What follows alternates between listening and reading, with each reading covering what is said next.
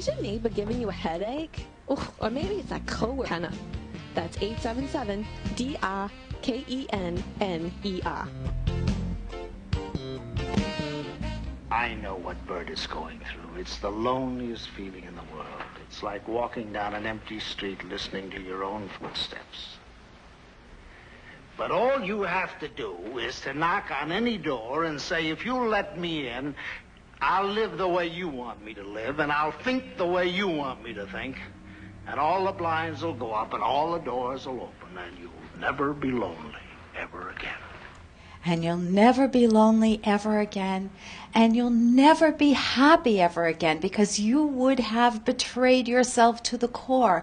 You can't walk in everybody else's footsteps. You can't live a life with your parents even doing everything they want for you. You've got to be at the helm of your own life. You want that for yourself.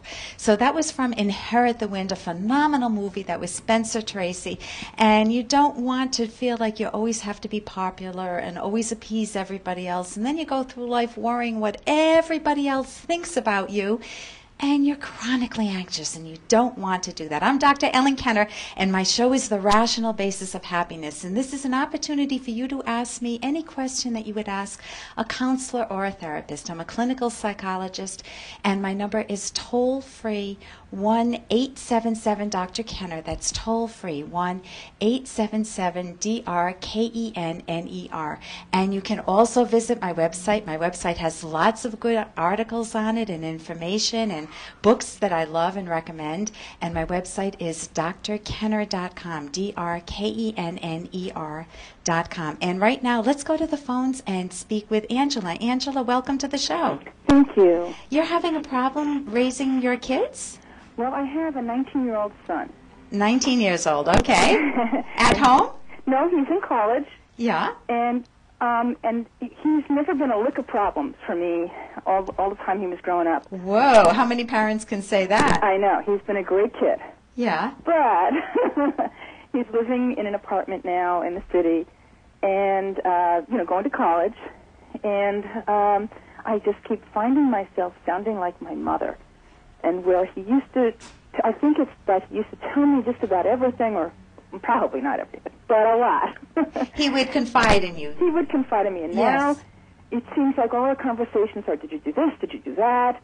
And of course, he's not happy with that, and I'm not happy with the fact that he's just pulled back so much. And I guess I just keep hearing myself sound like my mother. And I had a good relationship with her, but she could be annoying. Okay. What's wonderful is both of you have a wonderful history to fall back on. You've had a very good relationship with him where he could confide in you, right? That's absolutely right. Yeah. So whatever you were doing back then, you will be able to recapture those skills. My guess is some anxiety is getting in the way, that if he goes off to college and you no longer have that connection. I have two kids that one of them is currently in college and one is on his own in an apartment working in Boston.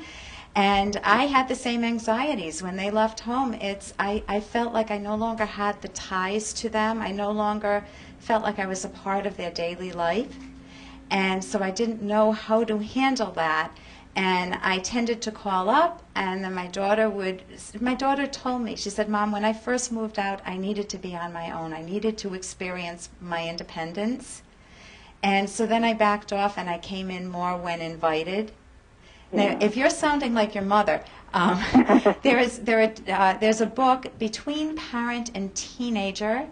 It's an old book by Chaim Ganat, Dr. Ganat, and if your goal is to change, to go back to the way you were with your son, first I would let him in on that. I would let him know, hey, if I start to sound like Grandma, can you just wink at me or have some sort of cute signal between you?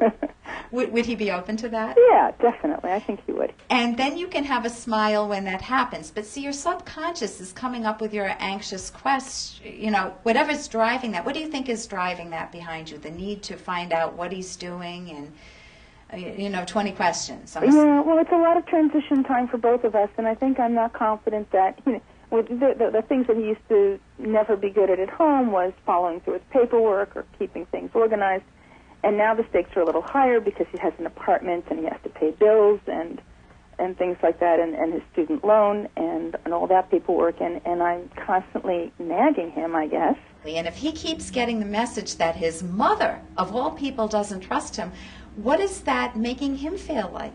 Well, I guess he just wants to pull away. You're right. You're casting him in the role of the untrustworthy kid in those domains. Yeah. So it's much better. What happens if he doesn't pay a bill? Well, I guess he's going to have a late fee or Wonderful. Yeah. And how many times do you think your son will have a late fee before he decides to pay things on time? Well, I guess I got to let him make his mistakes. Exactly. I think it's wonderful. I had that skill with my son. He drove a little too fast. And I let reality be the teacher, and reality, he got a speeding ticket once. Now, I have to admit, I drive too fast at times, too. But the ticket, getting a ticket, is what helped him realize, hey, this is really serious. Yeah. Now, he was doing what most of us would do on the freeway. I don't want to make him sound like he was going, 100 miles an hour, but, it made me nervous, so... So in order to change, you want to let yourself know, and partly by calling me, between parent and teenager, they have a section on how do you go about changing. There are processes of change, and there are stages of change. And they have a few points that I'll share with you, Angela. The first thing is I'm going to change it to your example.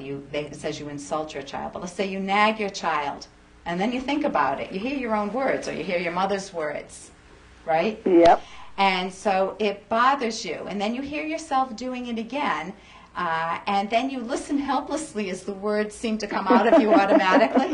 Sound familiar? That sounds familiar. But this is the normal process of change for anything. And then you're about to make an insulting remark or a nagging remark. You can feel it coming out of you, and you can't stop yourself the third time. So you start to get irritated with yourself, and you make a mental note to improve. Here's where the change process comes in. And then it happens again, and you use the old way. You still don't know the new way, but something feeble and peculiar comes out of you. So you're in transition at this point, and you can beat up on yourself. I would recommend not beating up on yourself. And if you had something cute for yourself, like a picture of your mother that you carried in a locket, and every time you did it, you forced yourself to look at that picture, it would remind you. And I don't mean the better things of your mom. I understand. Yeah. But basically, you named the essence of it. Is there another aspect of it that I may be missing? No, I think you've got it. One of the things I was thinking is, since he only that I thought maybe we could institute a weekly, even 10-minute check-in phone call where neither of us are asking anything of each other except how you doing. Yeah, tell me a fun story about your week. You could even just share a fun story. If you tell him a fun story about your week, it doesn't have to be fun. It could be an interesting one. It could be a sad one.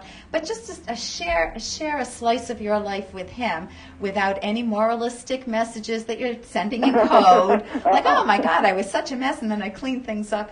I will tell you, the more I backed away from my son, the more responsible he became.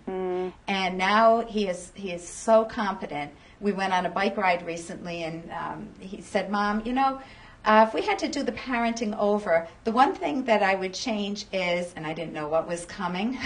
He's in his mid-20s now. And he says, I wish you taught me about Wall Street and stocks. Oh, boy. And I thought, out of all the things for him to name, like, don't nag me or something, I thought that was coming. And it's like, well, I don't even know about them, so how am I going to teach him? That's funny. So it was interesting. So thank you so very much for the call, Angela. Thank you. I can't wait to try and it. some success with that. And there is a book, too, How to Talk So Teens Will Listen, and Listen So Teens Will Talk. I know he's 19, but it still is a wonderful book. I got a year left. Right? Okay, you can go to my website, drkenner.com. It's on I'll do that right away. Thanks, Angela. Thank you. Okay, and coming up, given the choice, would you rather live in Iran or in Europe during the Dark Ages or in the United States any time since its founding? I think most of us know the answer to that. Later in the show, Dr. Eric Daniels and I will be discussing why happiness flourishes in cultures that hold your mind, rationality, and creativity as virtues. I'm Dr. Ellen Kenner on the rational basis of happiness. Are you tired of the government telling you when and where and how you can receive health care? Don't you want what is rightfully yours? Don't you want control over your health care?